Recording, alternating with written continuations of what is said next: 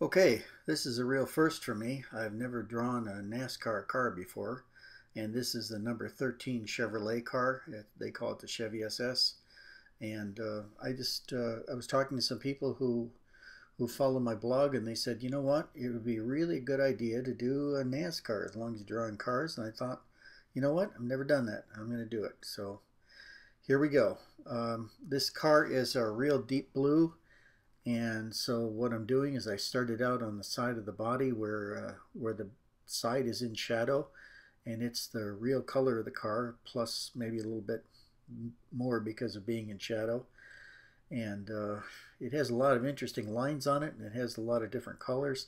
Not anything in the way of decals other than the Chevrolet bow tie symbol, and it says Chevrolet SS on the side of it too. So it was a relatively easy car to do because I don't have to do all the stickers that are on most cars because this has one major sponsor. So I didn't have 15 or 20 different stickers to work on at one time. So I thought this would probably be the best. Plus the fact that it is a dark car, which makes it easier for me to do with black ink, of course. And I didn't want to do it in color. I like to do it in an ink that's going to be around for a couple hundred years, and my black ink will be. It is archival, so I have no worries about the lifespan of my drawings. If I were to use a colored ink, most of the inks are pretty fugitive. They're made with dyes rather than pigments, and they don't last very long. So if displayed in sunlight or even photographed and stuff too much of the flash, they'll tend to lose their vibrancy and color. And I really don't like that. I wanted to make this something that has the potential to last an awfully long time. And so that's what I do. These drawings are my children, after all. They're what I'm going to leave behind me. So whatever happens to them, I don't care. I mean, I just like to make it so that they could last for a long time. Somebody chooses not to let them last, that's their prerogative to do. As for the ones that I keep and the ones I do for myself, I'm going to keep them around for as long as I can. And I'd rather that they didn't get aged or too ugly. So this is what I'm doing. Again, it's the darkest part of the car I'm working on now, but there are darker places on the drawing, like the shadow underneath the wheel wells, over and around the tires, and the shadow that's cast on the ground under the car. So those are going to have to be dealt with a little bit further on too. But this has got a good mix of colors. It's got the lighting on the side of it, right at the corner, just under the window, and it has a real nice shading underneath that, and a nice contrast. So I think it'll look good. It should be able to show my stippling, how well it can work with even something that's like this, brightly painted, that I can't show the colors in.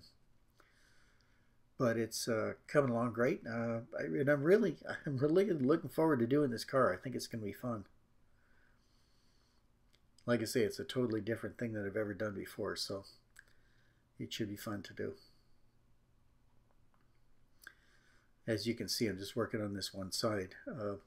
That's about all we're going to get done today, but I'm going to try to see if tomorrow we can maybe get the rest of the lower part of the side done, and then I have to worry about the skirt that's underneath it,